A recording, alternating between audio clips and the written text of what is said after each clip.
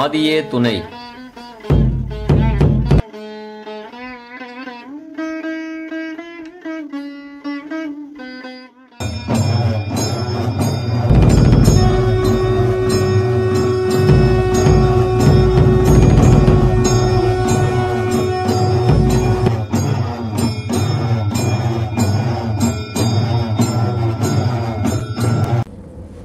அனைவருக்கும் நமஸ்காரம். ஆதியே துணை, முத்தி பூரணம். மெய்யாக மெய்யாகவே சதுர்யுகம் கோடிகால மக்களிடத்திலும் உள்ள சர்வமூல யுவான் சாலை ஆண்டவர்களே முத்தி பாலிப்பு. நம்ம வள்ளல் பெருமான் அவர்கள் இறைவனை நினைந்து என்ன பாடுறாங்கன்னு சொன்னால், நான் இந்த தெய்வ கனியை உண்பேனோ இல்லாட்டா உண்ணாமல் போவேனோ அப்படின்னு சொல்லி ஒரு பாடல் பாடுறாங்க. நம்ம எல்லாருமே இந்த தெய்வ கனியை உண்பதற்காகத்தான் இந்த சபையில் கூடியிருக்கிறோம்.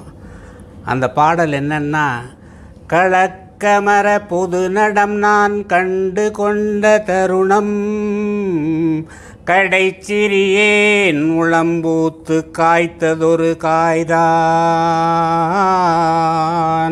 விளக்கமுற பழுத்திடுமோ வெம்பி உதிர்ந்திடுமோ, விளக்கமுற பழுத்திடுமோ வெம்பி உதிர்ந்திடுமோ, வெம்பாது பழுக்கினும் என் கரத்தில் அகப்படுமோ, கொளக்கருது மலமாயை குரங்கு கவர்ந்திடுமோ, கொளக்கருது மலமாயை குரங்கு கவர்ந்திடுமோ, குரங்கு கவராதெனினும் என் குறிப்பில் அகப்படுமோ, துளக்கமுற உண்ணுவனோ தொண்டை விக்கிக் கொள்ளுமோ, துளக்கமுற உண்ணுவனோ தொண்டை விக்கிக் கொள்ளுமோ, ஜோதி திருவுளம் எதுவோ ஏதும் அறிந்திலனே.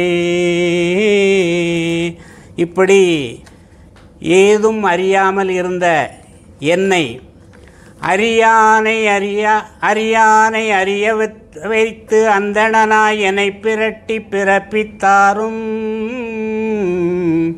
அறியானை அறிய வைத்து அந்தணனாய் என்னை பிரட்டி பிறப்பித்தாரும், தெரியானை தெரிய வைத்து திரளுருளை தீர்த்தெறிந்த தேசிகேந்திரா,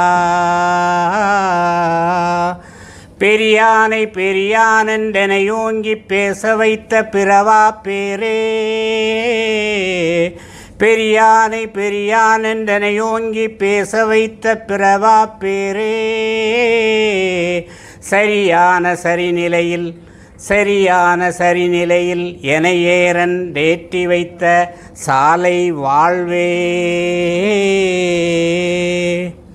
நமது குலதெய்வம் பிரம்மோதய பிரம்மபிரகாச சாலை ஆண்டவர்களின் திருவடி தொழுது பணிந்து தெய்வ உத்தரவு கேட்டு வாங்கி முத்தி பேருரையை தொடங்குகின்றேன். நான் உரைக்கும் வார்த்தையெல்லாம் நாயகன் தன் வார்த்தையன்றி நான் உரைக்கும் வார்த்தை அன்று என்ற நமது பெரியப்பா அவர்களின் திருப்பாடல் வரிகளை சொல்லி, இந்த கோவை மாநகரில் மகிழ்ச்சி நிறைந்த நமது குலதெய்வத்தின் தெளித்து வடித்து தெளித்த தேவ திருச்சபையில் கூடியிருக்கும் அன்பு பிறவியர்களுக்கு எனது அன்பான நமஸ்காரம். இந்த மகிழ்ச்சி நிறைந்த தெய்வீக சபையில் மகிழ்ச்சி என்ற தலைப்பில் முத்திப்பேருரை ஆற்ற விளைகின்றேன். தலைப்பிற்குள் போவதற்கு முன் ஒரு சிறிய பதிவு. ஒரு நல்ல புத்தகம் என்பது 1000 நண்பர்களுக்கு சமம். ஆனால் ஒரு நல்ல நண்பன் ஒரு நூலகத்திற்கு சமமானவன். இதை நீங்கள் நல்லா மனசுக்குள்ளே வாங்கிக்கணும். உங்களுடைய சேரிடம் அறிந்து சேர் அப்படின்னு சொல்லுவாங்க. இந்த மெய்ஞானத்தை அடைகிறதுக்கு நீங்கள் ஒரு அளவுகோலாக வச்சு இந்த மெய்ஞானத்தில் மென்மேலும் ஏறி வரணும் அப்படிங்கிறதுக்கு எனக்கு உதாரணமாக அண்ணா இருக்காங்க அப்படிங்கிறத இந்த சபையில் நான் சொல்லிக்கிறேன். அதுக்கடுத்து அவ்வைத்தாய் என்ன சொல்கிறாங்க அப்படின்னு சொல்லியாச்சுன்னா, இனியது கேட்கின் தனிநெடுவேலோய் இனிது இனிது ஏகாந்தம் இனிது அப்படின்னு சொல்கிறாங்க. அதனினும் இனிது ஆதியை தொழுதல். அதனினும் இனிது ஆதியை தொழுதல். அன்னைக்கே எழுதி வச்சுருக்காங்க அவைத்தாய். அதனினும் இனிது ஆதியை தொழுதல். அதுக்கடுத்து அதனினும் இனிது அறிவினர் சேரல். அப்போ அறிவினர் அவங்க கூட தான் நம்மளோட கூட்டு இருக்கணும் அப்படிங்கிறத அவைத்தாய் அன்னைக்கே எழுதி வச்சுருக்காங்க. அதுக்கு அடுத்து என்ன சொல்கிறாங்கன்னா, அதனினும் இனிது அறிவுள்ளோரை கனவிலும் நனவிலும் காண்பது தானே அப்படின்னு சொல்லி எடுத்து வழங்குறாங்க.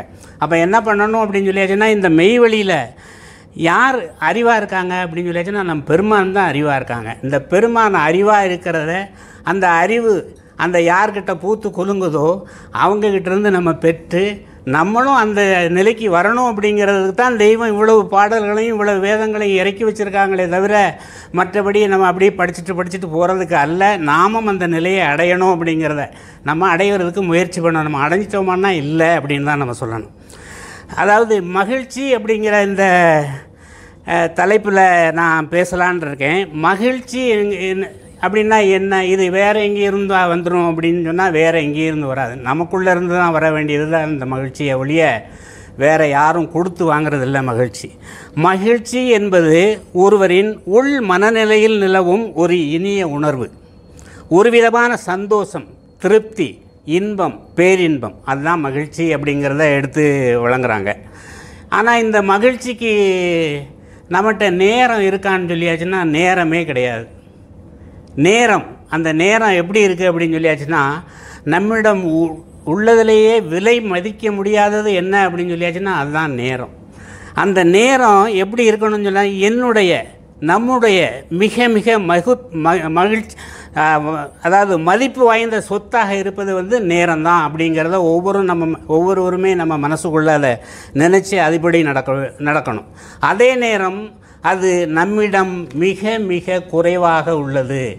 இதுக்கு தெய்வம் இதை அவங்க திருவாக்கியத்தில் எடுத்து நமக்கு என்ன சொல்கிறாங்க அப்படின்னு சொல்லியாச்சுன்னா, இவ்வாறாக அதனை உங்களுக்கு தகுந்தபடி நின்று விளக்கி தர வேணுமென்றால் நீங்கள் எனக்கு அதற்கான நேரம் செலவிட வேண்டும் அப்படின்னு சொல்கிறாங்க.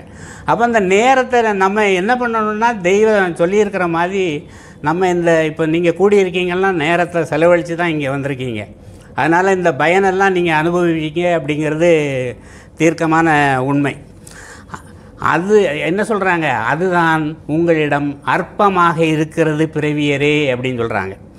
ஆனால் நம்முடைய வீண் விளையாட்டு ஆடம்பர வரைவினுக்கு செலவிடும் நிஜமான வயது நேரத்தை கோரமுற்று வரும் யமனை சாந்தமுற்ற தரும ராஜாவாக ஆக்குவது நம்மளுடைய தெய்வத்தின் செயலாக இருக்கிறது என்று அவங்க எடுத்து இந்த திருவாக்கியத்தில் வழங்குறாங்க. அப்போ தெய்வம் நமக்கு என்ன செய்கிறாங்க, யமன் வரக்கூடிய அந்த நேரத்தில் யமனை தர்மராஜாவாக்கி நம்முடைய அந்த சாவுடைய நேரத்தில் இறைவன்கிட்ட கூட்டிகிட்டு போகிறாங்க அப்படிங்கிறத இந்த திருவாக்கியத்திலேருந்து எடுத்து சொல்கிறாங்க. அப்போ நம்ம நேரத்தை இறைவனுக்கு நம்மளுடைய வரவுக்காக செலவிட வேண்டுமா வேண்டாமா என்கிறத ஒவ்வொருத்தரும் அதை தீர்மானிச்சுக்கிற வேண்டியதான். அதுக்கடுத்து நேரம் என்பதே பணம் தான். இப்போ ஒரு வியாபாரம் பண்ணோம்னா நேரம் செலவழித்து தான் பணத்தை பெற முடியும், இல்லைன்னு சொல்லி தான் பணத்தை பெற முடியாது. நேரம் என்பதே பணம் தான். அதை ஏதேனும் ஒரு வகையில் செலவிட அல்லது முதலீடு செய்ய வேண்டும் அப்படின்னு சொல்கிறாங்க. என்னுடைய நேரத்தை அல்லது பணத்தை செலவு செய்தால் அது திரும்பி வரவே வராது. அதை என்னால் திரும்பி பெறவும் முடியாது. ஆனால் உங்களுடைய நேரத்தை அல்லது பணத்தை நீங்கள் முதலீடு செய்தால் மிகப்பெரிய அளவில் லாபம் அடைவீர்கள் அப்படிங்கிறது ஒரு தத்துவ மேதையினுடைய எழுத்து. நான் இங்குள்ள கூடியுள்ள அனைத்து பிரிவியர்களும் இங்கு இப்போது நேரத்தை முதலீடு செய்கிறோம். நமது தேவேசர் நமது நேரத்தை முதலீடு செய்தால் என்ன தருவாங்க அப்படிங்கிறத ஒரு திருவாக்கியத்தில் எடுத்து கொடுத்துருக்காங்க. இதாகிறது அப்பா, உன் வயது வாழ்நாளிலே வைத்து ஒரு பெரு நிஜ நிதி லாபகர வசந்த காலம் கொண்டு வந்திருக்கின்றேன். வேணுமென்றால் வா, இல்லாவிட்டால் போ என்று தான் சொல்வேன் என்று தெய்வம் எடுத்து கொடுக்குறாங்க. அப்போ நம்ம அந்த நிஜ நிதி லாபகர வசந்த காலம் கொண்டு வந்திருக்கிற வேலையில் வந்து நம்ம இதை விட்டால் பிறகு அடையிறதுக்கு முடியாது அப்படிங்கிறத தெய்வம் எடுத்து வழங்குறாங்க.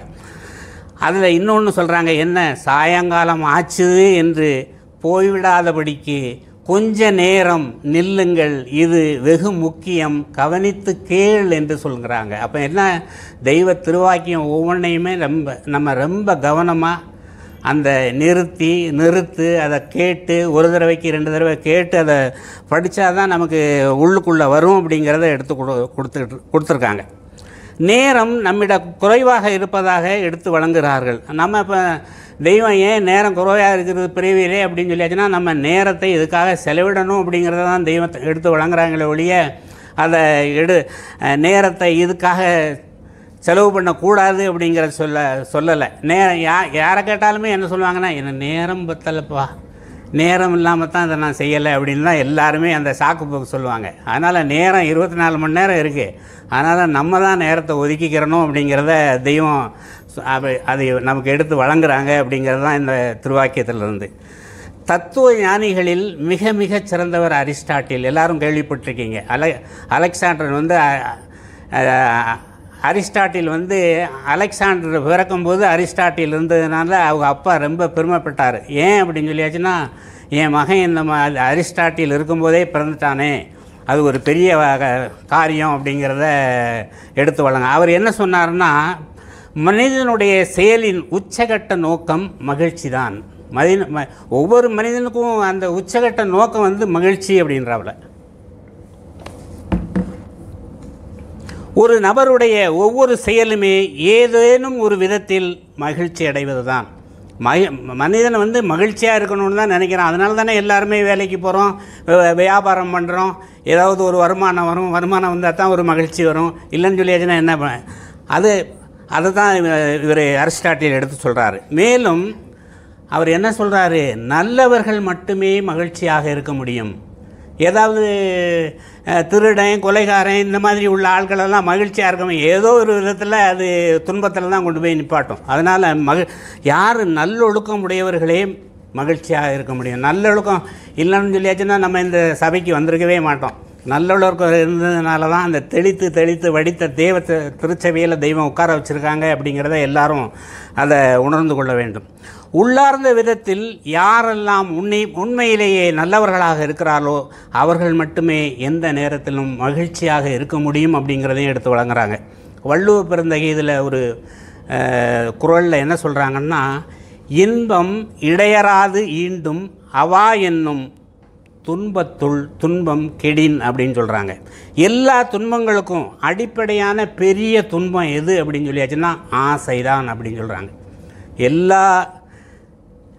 எல்லா துன்பங்களுக்கும் அடிப்படையான பெரிய துன்பம் ஆசை தான் அப்படின்றாங்க. அப்போ துன்பத்திற்கு காரணம் என்னென்னா ஆசை அப்படின்றாங்க. இப்போ ஆசையை விட என்ன கிடைக்கும்னு சொன்னால் அது மகிழ்ச்சி தான், இன்பம் தான் கிடைக்கும் அப்படின்றாங்க. இன்னொரு பாடலில் திருமூல பெருமான் என்ன சொல்கிறாங்கன்னா, ஆசை அருமின்கள் ஈசனோடு ஆயினும் ஆசை அருமின்கள் ஆசை படப்பட ஆய்வரும் துன்பங்கள் ஆசை விட ஆனந்தமாமே அப்படின்னு சொல்கிறாங்க. அப்போ எந்த விதமான ஆசையானாலும், எந்த ஆசைனாலும் சரி, இறைவனை நான் உடனே அடைஞ்சிடணும் அப்படிங்கிற ஆசையானாலும் ஆசை அருமின்கள் ஈசனோடு ஆயினும் ஆசை அருமின்கள், உடனே அடைஞ்சிடணுங்கிற அந்த ஆசை கூட படக்கூடாது. 1ஆவதுலேருந்து 12ஆவது படித்தா தான் அந்த பள்ளிக்கூடத்துலேருந்தே ஒரு சர்டிஃபிகேட் கிடைக்குது. இது நம்ம மெய்ஞானத்துக்கு வந்து உடனே அந்த இதை அடைஞ்சிடணுன்னா நினைக்கவே கூடாது. அதுக்கு காலம் இருக்குது அப்படிங்கிறத தான் இந்த இதில் எடுத்து வழங்குறாங்க. அதுக்கடுத்து ஆசை உண்டாக அதனால் எதுக்கு துன்பம்னா அந்த உயிருக்கு துன்பம் அப்படின்றாங்க. உயிருக்கு நம்ம எப்படி சொல்கிறோம்னா ஜீவனுக்கு தான் துன்பம் அப்படின்னு சொல்கிறாங்க. ஆசையை அறவே விட்டால் ஆனந்தம் மகிழ்ச்சியாக கிடைக்கும் இதில் சொல்கிறாங்க. மகிழ்ச்சியாக இருக்கிறது எப்படி அப்படின்னா, நம்மெல்லாம் மகிழ்ச்சியாக இருக்கிறது எப்படி அப்படிங்கிறது எல்லாருக்கும் ஒரு கேள்வி வரும். நாம் யாராக இருக்கிறோம் என்பதை நம் எண்ணங்கள் தான் தீர்மானிக்கின்றன. நம்ம யார் அப்படிங்கிறத நம்மளுடைய எண்ணங்கள் தான். இப்போ நினைவு அப்படிங்கிறத தான் வாக்கியம்னா படித்தாங்க நினைவு பற்றி எடுத்து சொன்னாங்க. நாம் யாராக இருக்கிறோம் என்பதை நம் எண்ணங்கள் தான் தீர்மானிக்கின்றன. விதியை தீர்மானிக்கும் ஒரு தனிப்பெரும் காரணி நமது மனப்போக்கு தான் அப்படின்னு சொல்லி சொல்கிறாங்க. அப்போ சரியான எண்ணங்கள் தான் தீர்மானிக்கிறதுனா அப்படின்னா சரியான எண்ணங்களை எப்படி தீர்மானிப்பது? அதுதான் எல்லாருக்குமே ஒரே பிரச்சனையாக இருக்குது. என்னடா எண்ணங்கள் நினைவு அப்படின்னு சொல்லி தெய்வம் நிறைய திருவாக்கியத்தில் கொடுத்துருக்காங்களே, நினைவு என்னப்பட்டதே சொற்கலகம் அப்படின்னெல்லாம் சொல்கிறாங்களே, அப்போ அந்த நினைவை நம்ம எப்படி சரியாக வச்சுக்கிறது அப்படின்னு சொல்லியாச்சுன்னா அந்த நினைவு தான் என்னன்னா நம்மளுடைய வாழ்க்கை எதுன்னு சொல்லியாச்சுன்னா நம்மளுடைய எண்ணப்படியே அப்படின்னு சொல்லி இது எடுத்து வழங்குறாங்க. நம்முடைய வாழ்க்கை நமது எண்ணப்படியே, வேறு யாரும் இல்லை. அப்போ அந்த 4 வார்த்தைகள் தான் நம் தலையெழுத்தை தீர்மானிக்கின்றன. நாம் மகிழ்ச்சியான எண்ணங்களை எண்ணினால் மகிழ்ச்சியாக இருப்போம். நாம் துயரமான எண்ணங்களை எண்ணினால் துயரப்படுவோம். நாம் பய எண்ணங்களை எண்ணினால் பயந்து கொண்டிருப்போம். நாம் நோய் குறித்த எண்ணங்களை எண்ணினால் நோய்வாய்ப்படுவோம். நாம் தோல்வியை பற்றி எண்ணினால் நிச்சயமாக தோற்று போவோம் அப்படிங்கிறத எடுத்து வழங்குறாங்க. அப்போ நம்ம என்ன செய்யணும்? எதிர்மறையான மனப்போக்கிற்கு பதிலாக ஒரு நேர்மறையான மனப்போக்கை நாம் கொண்டிருக்கோம். இதை நம்ம திருவாக்கியத்தில் நிறைய தெய்வம் எடுத்து வழங்குறாங்க. பேசுகிறது கூட குழம்புக்கு கூட குழம்புன்னு சொல்லக்கூடாது, வெஞ்சனம்னு சொல்லணும் அப்படின்னு சொல்கிறாங்க. அப்போ எதிர்மறையான பேச்சே பேசக்கூடாது அப்படிங்கிறது தான் தெய்வ உத்தரவு. அப்போ நம்ம நம் வாழ்க்கை நம்ம எண்ணப்படியே அப்படி இருக்குதுன்னு சொல்லியாச்சுன்னா அதை எப்படி பண்ணுறது அப்படிங்கிறத தெய்வம் ஒரு திருவாக்கியத்தில் என்ன சொல்கிறாங்கன்னா, என்ன வழங்குறாங்கன்னா, நிஜமான அன்பு தன் மெய்ஞான ஆசிரியரிடம் வைத்து அவரிடம் மறைப்பு திவலை கூட இல்லாமல், கள்ளம் திவலை கூட இல்லாமல், சர்வமும் அவருக்கு தெரியாமல் நடவாது என்ற எண்ணத்துடன் நடப்பவனுக்கு எல்லாம் தெய்வத்துக்கு தெரியாமல் நடக்காது அப்படிங்கிற ஒரு எண்ணம் நமக்கு உள்ளே இருந்து போதிச்சுக்கிட்டே இருந்தாச்சுன்னா நமக்கு விரோதமாக ஒரு தூசி கூட பறக்காது அப்படிங்கிறத தெய்வம் அந்த திருவாக்கியத்தில் எடுத்து வழங்குறாங்க. அது வேறு என்ன செய்யும் அப்படின்றாங்கன்னா, அந்த ஆபத்து எல்லையில் ஆசானவர்களே வந்திருப்பாங்க.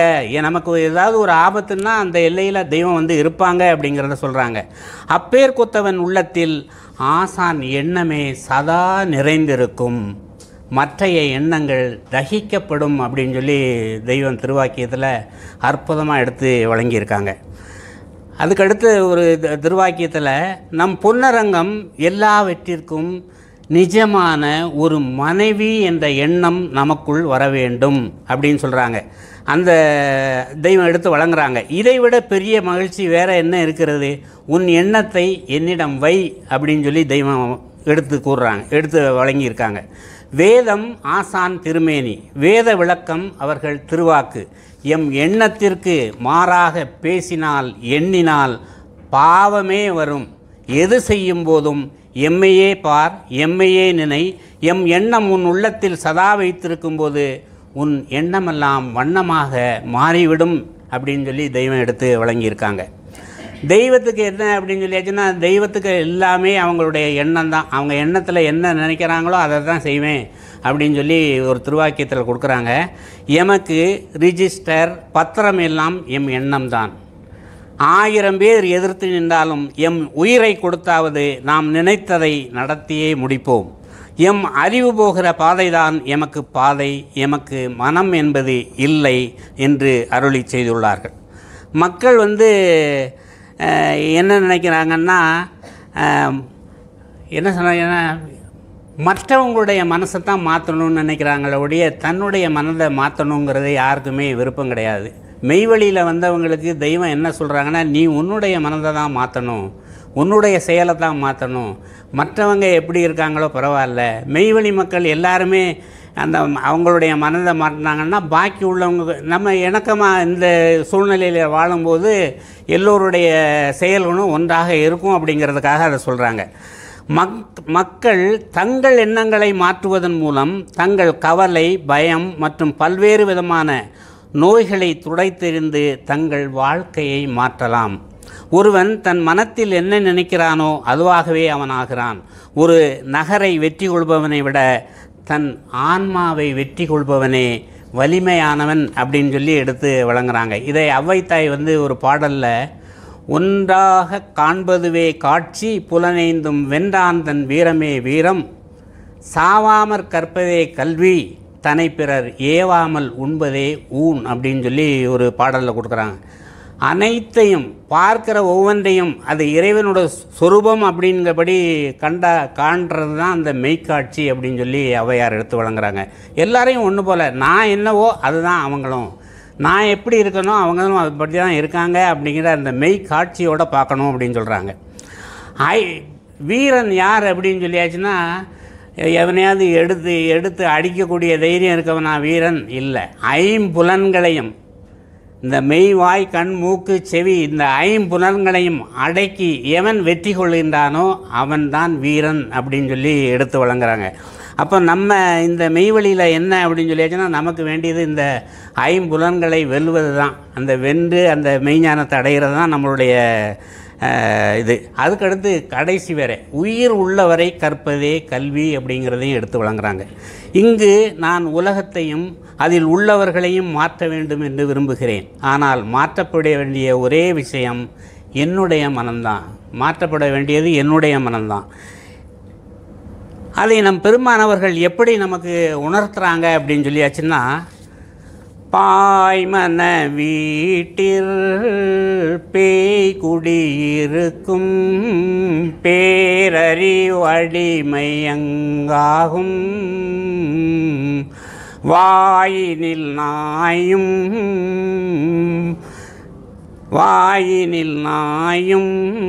நாசியில் வண்டும் மது செவிதனில் விஷ பாம்பும் ஈயணைந்திடும் கண் நிபுலிசன் வீடாம் இப்படிக்கென்று நீ தெளிந்து பாய்வாசி முனை கால் வழி கண்டு செவ்வேட் பதி புருவத்திடை அடிக்கீழ் அப்படின்னு சொல்லி தெய்வம் நமக்கு எடுத்து வழங்கியிருக்காங்க. நம் மனம் எப்படி இருக்குன்னா, பாயக்கூடிய மனமாக இருக்கிறது. ஒரு இடத்துல இருக்காது, இங்கே இருக்கும், திடீர்னு எங்கேயாவது போகும், திடீர்னு திருப்பி வரும். அந்த பாயக்கூடிய மனமாக இருப்பதனால் பேரறிவு அங்கு அடிமையாக ஆகிப்போயிடுது அப்படின்னு சொல்லி தெய்வம் எடுத்து வழங்குறாங்க. இந்த மனத்தை பற்றி எல்லாருமே ஒரு பாடலை கேட்டிருப்பீங்க. மனம் ஒரு குரங்கு, அண்ணா கூட அந்த பாடத்தை சொன்னாங்க. மனத்தை பற்றியும் ஒரு சின்ன இது பண்ணாங்க. மனம் ஒரு குரங்கு, மனித மனம் ஒரு குரங்கு, அதை தாவ விட்டால் தப்பி ஓட விட்டால் நம்மை பாவத்தில் ஏற்றிவிடும், அது பாவத்தில் தள்ளிவிடும். வெள்ளி பணம் நாடி வாலாட்டம் போடும், வெள்ளி பணம் நாடி வாலாட்டம் போடும், கள்ளை பாலாக்கி களியாட்டம் போடும், கடவுள் இருப்பதை கருதாமல் ஓடும். மனம் ஒரு குரங்கு, மனித மனம் ஒரு குரங்கு. அப்போ மனம் ஒரு குரங்காக இருக்கிறது. அதை தெய்வம் எப்படி அழகாக எடுத்து சொல்லுவாங்கன்னா, உன் அறிவை முன்னால் வைத்து மனதை பின்னால் வைத்து நடக்கும்போது உனக்கு எந்த குறையும் வராது. மனத்தை முன்னால் வச்சு அறிவை பின்னால் வச்சு நடந்தால் மாட்டிக்கிடுவ அப்படிங்கிற மாதிரி திருவாக்கியத்தில் எடுத்து கொடுத்துருப்பாங்க. அப்போ நம்ம என்ன பண்ணணுன்னா, நம்ம அறிவை முன்னால் வைத்து, ஆசானை முன்னால் வைத்து நம்ம பின்னால் நடக்கணும் அப்படிங்கிறத தெய்வம் எடுத்து வழங்குறாங்க. இந்த மனதிற்கு என்று ஒரு சொந்தமான இடம் உள்ளது. அவ்விடத்திற்குள் அதனால் சொர்க்கத்தை நரகமாக்க முடியும், நரகத்தை சொர்க்கமாக மாற்ற முடியும் அப்படின்னு சொல்கிறாங்க. அதில் நம்ம ஒன்றை நல்லா புரிஞ்சுக்கிறணும். எதுவும் மன அமைதியை உங்களுக்கு கொண்டு வராது. எதை தவிர? உங்களை தவிர. என்னை தவிர எனக்கு மன நிம்மதியை எதுவுமே கொண்டு வராது. அதே மாதிரி எல்லாருக்குமே தான் அவரை தவிர மன நிம்மதியை கொண்டு வர வேறு ஆள் யாருமே கிடையாது அப்படிங்கிறத நீங்கள் தீர்மானித்து அதில் தான் நடக்கணும் அப்படிங்கிறத இதில் சொல்கிறாங்க. அதுக்கடுத்து தெய்வம் என்ன சொல்கிறாங்கன்னா, மனிதனே, உன்னுடைய உப்பு பாண்ட உடலினுக்குள்ளே முச்சகாதிய சொர்க்க மத்திய பாதாளங்களும் என்று தெய்வம் எடுத்து.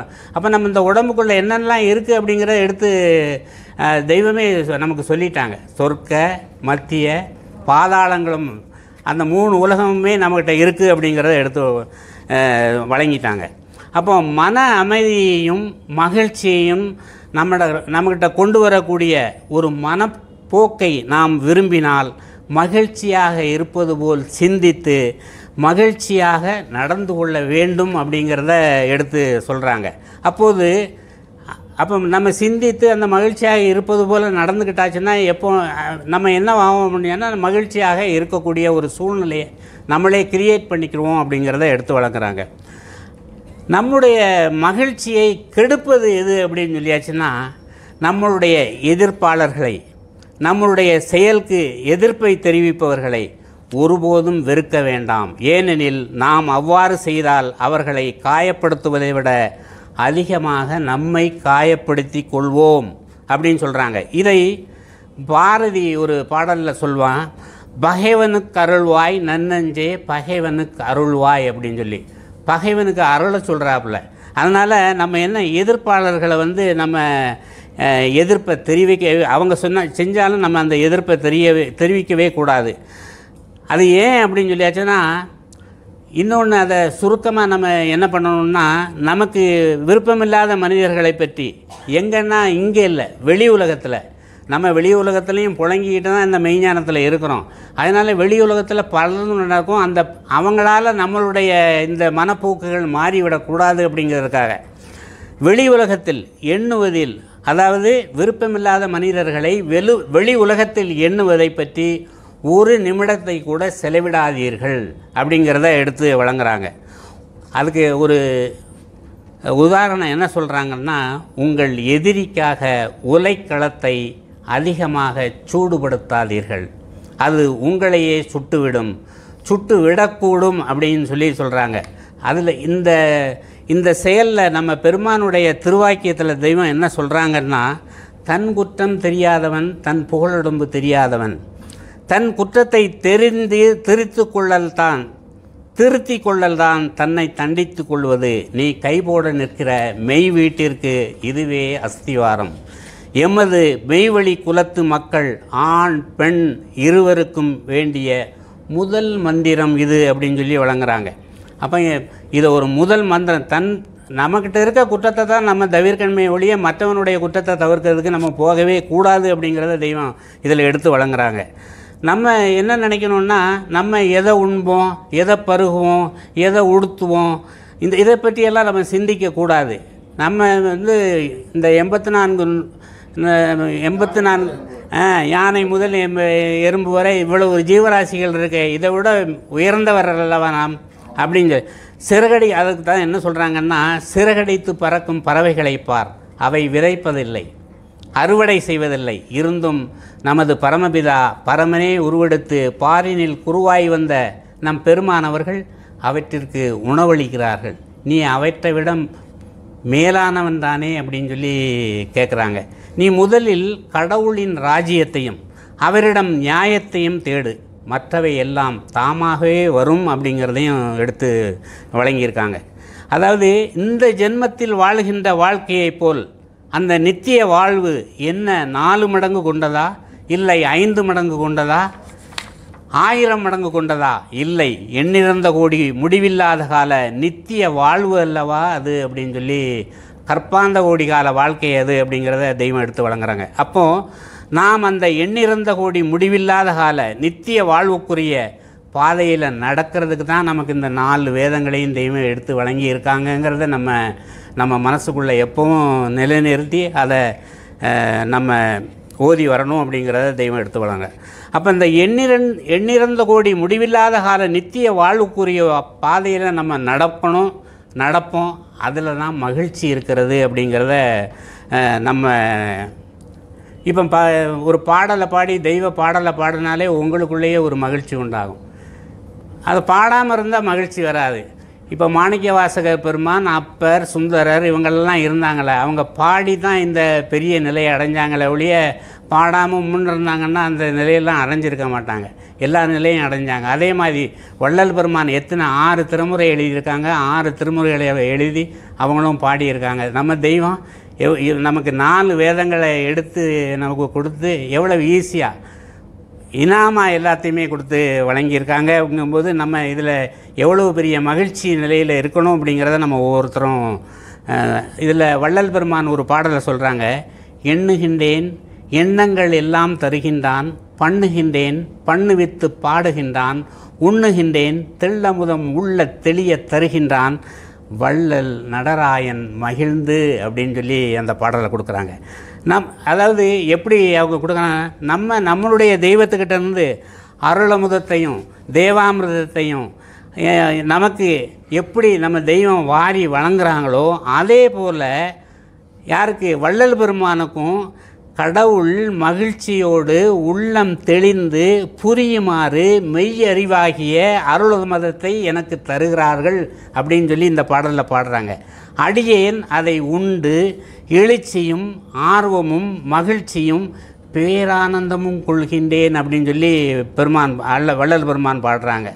அப்போ ஏன் பாடினாங்க அப்படின்னு சொல்லியாச்சுன்னா, பாடினால்தான் அந்த ஆனந்தம் கிடைக்கும், பாடாட்டால் அந்த ஆனந்தம் கிடைக்காது அப்படிங்கிறத எடுத்து வழங்குறாங்க. எது பேரின்பம், தெய்வத்தை அண்டிய மக்களுக்கு எது மகிழ்ச்சி, உன்னிடத்தில் முத்தான தேவ வித்து உருவாகி அது பேரின்பத்தை நோக்கியே வளர அருளமுத பேரின்ப செவி உணவு தேவை.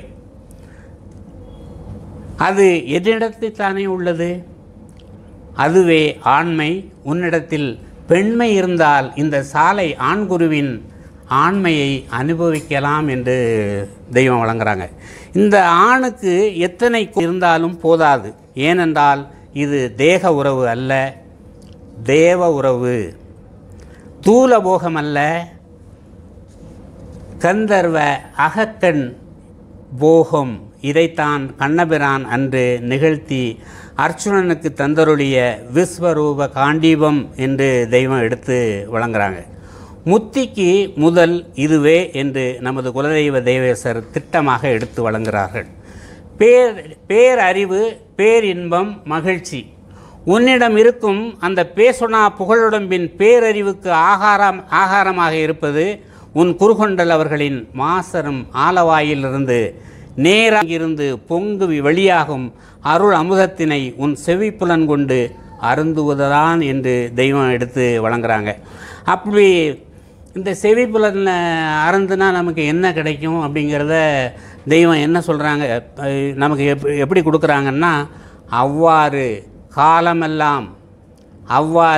காலமெல்லாம் அருந்துவதால் தான் சாவா வரமாகிய வீடு பேறு உனக்கு பரிசாக அளிக்கப்படும் அப்படின்னு சொல்கிறாங்க.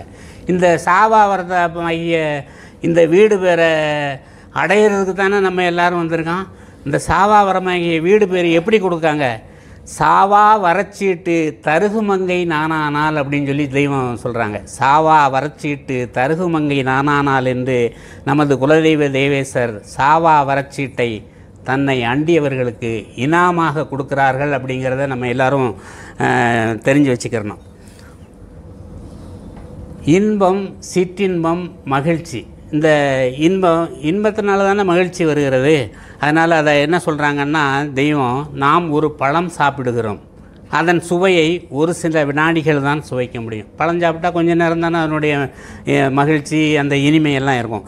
நாம் ஒரு அழகான காட்சியை பார்க்கிறோம், அந்த காட்சி மறையும் மட்டும்தான் அது மகிழ்ச்சி அளிக்கிறது. அப்படியே சில நொடிகள் தான் மனம் என்பதையும் நுகர்கிறோம். அந்த நல்ல வாசனை வீசுகிற நேரம் மட்டும்தான் அந்த மகிழ்ச்சியை அனுபவிக்கிறோம். பட்டு போன்ற மிருதுவான வலுவழுப்பான ஒன்றை தடவி தொட்டு ஆனந்தித்தாலும் அதை தொட்டு அனுபவித்த நேரம் மாத்திரமே அந்த இன்ப உணர்வு உள்ளது. இதுபோலவே இனிமையான ஒரு பாட்டு கேட்டு ரசித்தாலும் கேட்ட பொழுது மட்டுமே அது பேரின்ப அனுபவம் தூலம் உள்ள போதே கிடைக்கக்கூடியது. செத்து தினம்பழகும் உளவே பேரின்ப அனுபவம், இறந்த பின்புதான் பேரின்பம் கிடைக்கும் என்று சொல்வது தவறு அப்படிங்கிறத தெய்வம் எடுத்து வழங்குறாங்க. அதுக்கு ஒரு உபமானமும் கொடுக்குறாங்க. மெய் அறிந்தோரின் ஒரு பாடலை பார்த்தாலே உனக்கு தெரியும், தாய்மான பிரபு எடுத்த தேகம் விழும் முன் அகண்டாகார பேரின்பத்தை பொசிப்பதற்கு சேர வாரும் ஜெகத்தீரே அப்படின்னு சொல்லி தாய்மான பிரபு வந்து பாடுறாங்க. அதை தெய்வம் ஓமானமாக சொல்லலாம். அப்போ கூலி வந்து செத்த பிறகா அப்படின்னு சொல்லி கேட்குறாங்க. கூலி எப்போன்னா நம்ம உயிரோடு இருக்கும்போதே அந்த கூலியை நம்ம பெற வேண்டும் அப்படிங்கிறது தான் தெய்வத்துடைய திருவாக்கினுடைய நோக்கம். இந்த உலகத்தில் பெரிய இன்பமாக நினைப்பது எல்லாரும் நினைக்கிறது சிற்றின்பந்தான். இதில் கூட கண்ணீர் வருவதில்லையே அப்படின்னு சொல்லி தெய்வம் சொல்கிறாங்க. பேரின்பத்தை அனுபவிக்கும் போது கண்ணில் நீர் வருகிறதே. எந்த அளவில் அந்த இன்பம் உன் உயிரை தொட்டு இருந்தால் கண்ணீர் வரும். ஆன்மீக பெரியோர்களின் பேரின்பத்தில் வரும் கண்ணீர் குளிர்ச்சியாக இருக்கும். இப்போ அந்த காலத்தில் அனந்தர்கள் தெய்வம் இருக்கும்போதெல்லாம் சில திருவாக்கியங்களை எடுத்து பேசும்போது கண்ணிலருந்தெல்லாம் கண்ணீர் அப்படி தாரதாரையாக வரும்னு சொல்லி நம்ம கேள்விப்பட்டிருக்கிறோம். ஆனால் இப்போ நமக்கு அந்த மாதிரியெல்லாம் அந்த இது வரல. ஆனால் அந்த கொரோனா காலத்தில் இந்த அனந்தர்கள் பேசும்போதெல்லாம் சொல்லுவாங்க அவங்களுக்கே கண்ணீர் வரும். அந்த இதெல்லாம் நிகழ்ச்சியெல்லாம் நம்ம பார்த்துருக்கோம். ஆனால் என்னவோ நமக்கு அந்த அவ்வளவு அதில் நம்ம இன்னும் அதுக்குள்ளே இன்னும் போகலை அப்படின்னு நினைக்கிறேன் நான். அதுக்குள்ளே போகும்போது அதனுடைய உண்மையான அந்த இது தெரிய வரும் அப்படிங்கிறத அப்போ இந்த பேரின்பத்திற்கு, அதாவது ஆன்மீக பெரியோர்களின் பேரின்பத்தில் வரும் கண்ணீர் குளிர்ச்சியாக இருக்கும் அப்படின்றாங்க. இந்த பேரின்பத்திற்கு ஈடு இணை எதுவும் உண்டா அப்படின்னு சொல்லியாச்சுன்னா அந்த பேரின்பத்திற்கு ஈடு இணை எதுவுமே கிடையாது. சாவை பேரின்ப மகிழ்ச்சி திருமணமாக மாற்றிக்கொள்ளவே இம்மனு உடல் எடுத்தது. இந்த தூலத்தை விட்டு அந்த நித்திய தேகம் எப்போது பெறுவோம், எப்போது அது வரும் என்று நீ ஆசையுடன் இருக்க வேண்டும், கவலைப்படக்கூடாது அப்படிங்கிறது தெய்வத்துடைய உத்தரவு. அதுக்கடுத்து நமக்கு அதாவது மெய்வழியை பின்பற்றுவோருக்கு எது மகிழ்ச்சி, எது இன்ப மகிழ்ச்சி அப்படிங்கிறத இவ்வுலகம் தோன்றிய நாள் முதலாக அணுவுக்கும் அணுவாக இருந்து வரும் தேவரகசிய காட்சிகளை நாம் உங்களுக்கு எடுத்துக்காட்ட அது கண்டு நீங்கள் களிப்படைகிறீர்கள். நீங்கள் அதை உணர்ந்து ஆனந்தத்தில் இருப்பதைக் கண்டு நாமும் ஆனந்தமடைந்து கொண்டிருக்கிறோம். நீங்கள் அனுதினமும் நேர் தரிசனையில் எதை கண்டிருக்கிறீர்களோ அதை கண்ட பிறகுதான் எதையெல்லாம் நீ படித்தாலும் பண்டிதனாக முடியும். இதில் இந்த திருவாக்கியத்தில் இப்போ ஒரு பெரிய ரகசியத்தை எடுத்து தெய்வம் வழங்க. அணுவுக்குள் இருக்கின்ற 1000 மடங்கு சிறிய நடராஜ பெருமானை கண்டு அதன் பிறகு படித்தாயானால் நீ பண்டிதனாக முடியும். அதை கண்டதற்கு அப்புறம்தான் பண்டிதனுக்குரிய ஆனந்த மகிழ்ச்சி வரும் என்று பாரப்பெரிய ரகசியத்தை தெய்வம் எடுத்து வழங்குறாங்க. எது அளவிடற்கரிய மகிழ்ச்சி அப்படின்னு சொல்லி சொன்னால், நிச்சயமாக மக்கள் அனைவரும் பரமபதத்திற்காகவே இறைவனால் படைக்கப்பட்டார்கள். ஆகையால் யாவரும் இப்பொழுதே நித்திய உடல் எடுத்து அந்த நித்திய தேகத்தில் நுழைந்து கொள்ள வேண்டும், நாளைக்கல்ல. அதுவே சர்வேஸ்வரருக்கு நாம் செய்யக்கூடிய நன்றி. அந்த வேலையை செய்வதற்கென்றே உரிய சன்னதத்தோடு இறைவனால் அனுப்ப பெற்று வந்துள்ள தேவ ரூபம் நித்திய காலமாகிய அதில் நுழைவதற்கு இப்போதே பழகி கொடுப்பார்கள் அப்படின்னு சொல்லி தெய்வம் திருவாக்கியத்தில் கொடுத்துருக்காங்க. இப்போ நம்மெல்லாம் அதை பழகி வருகிறோம். அப்படி பழகினால் இந்த தேகத்தை நீ விடும்போது நித்திய தேகத்திற்குள்ளாக நுழைந்து கொள்வாய். அதன் மகிழ்ச்சி அளவிடற்கரியது. ஒருவன் கிழவனாக இறந்து போனாலும் இளம் வயதில் இருந்தது போலவே அவன் முகம் மாறிவிடும் என்று நமது குலதெய்வம் எடுத்து வழங்குகிறார்கள். அந்த மகிழ்ச்சி அளவிடற்கரியது அப்படின்னு சொல்லி தெய்வம் எடுத்து வழங்குறாங்க. இந்த மெய்வெளியில் உள்ள மக்களுக்கு நித்திய வாழ்விற்கு போகக்கூடிய பிரயாணம் எப்படி இருக்கும் அப்படின்னு சொல்லியாச்சுன்னா, அந்த நித்திய வாழ்விற்கு போகிற பிரயாணம் எப்படி இருக்க வேண்டும்? மகா பரிசுத்தமானதாகவும் பேராண்மையுடையதாகவும் யவ்வனமுடையதாகவும் வாடையோ வேதனையோ இல்லாது முகத்தில் இன்ப மகிழ்ச்சி பிறங்க, இதோ தங்கவ ரதம் வந்துவிட்டது, நான் போய் வருகிறேன் என்று தெளிந்த அறிவோடு விடைபெற்று கொண்டு போவதாகவும் இருக்க வேண்டும் என்று தெய்வம் அருளி செஞ்சுருக்காங்க. எவருவதையும் எட்ட முடியாத அந்த யமன்பதி எல்லையில் யமன் கையிலிருந்து தப்புவித்து திருமண மகிழ்ச்சி பொங்க முகத்தில் இளம் பசுமஞ்சள் வர்ணம் பூக்க வைக்கும் பெருமானை போற்றி துதித்து மகிழ்கின்றேன். அரியருள் வருகும் மறுமறை விதியோன் யாதபு சென்னும் கலாமயிலே பெரிய பேரின்பம் பொதிந்த பெட்டகமே பெரிய பேரின்பம் பொதிந்த பெட்டகமே புகழ உன் பெருமையை பெரியோர் சிறிய நான் புகழல் செல்லுமோ சொல்லாய் சிறிய நான் புகழல் செல்லுமோ சொல்லாய் திருவாய்கொண் மறுமொழி புகழ அருக நான் உனது தவிசின் முன்னணுக ஐன்முகம் மதுமதி கடலே. இதுகாரும் மகிழ்ச்சி என்ற தலைப்பில் முத்தி பேருரையை செவிமடுத்த அனைத்து நல்லுள்ளங்களுக்கும் நமஸ்காரம். முத்தி பேருரை மீண்டும் தொடரும். நமஸ்காரம்.